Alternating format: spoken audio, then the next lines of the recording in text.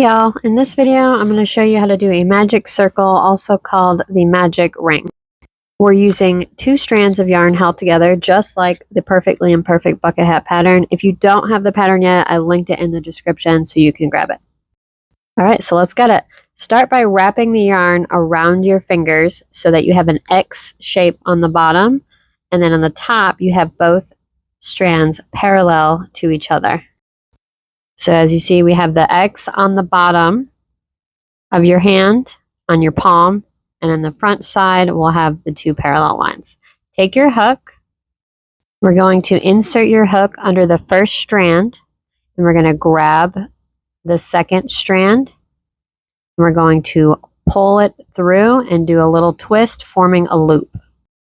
Now we're going to go ahead and grab that second yarn again, and we're going to pull it through the loop we just created. So now we have a loop, and we're going to pull the tail end out just like this, and this is what you use to adjust it. And now you can work directly into the loop.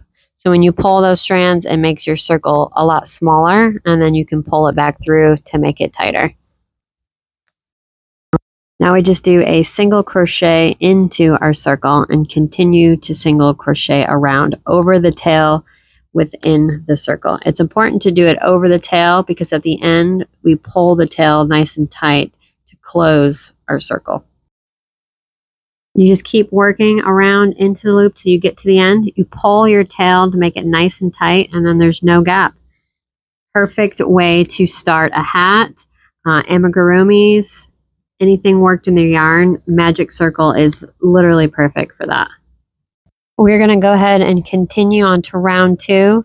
You insert your hook into the first stitch we did, and we're just going to work a regular single crochet into that stitch. If you were ending it here and not working the round, you would just add a slip stitch to that stitch. That's pretty much it. I thank you so much for supporting my channel. If you could like and subscribe, and if you have any questions, feel free to reach out. Thank you.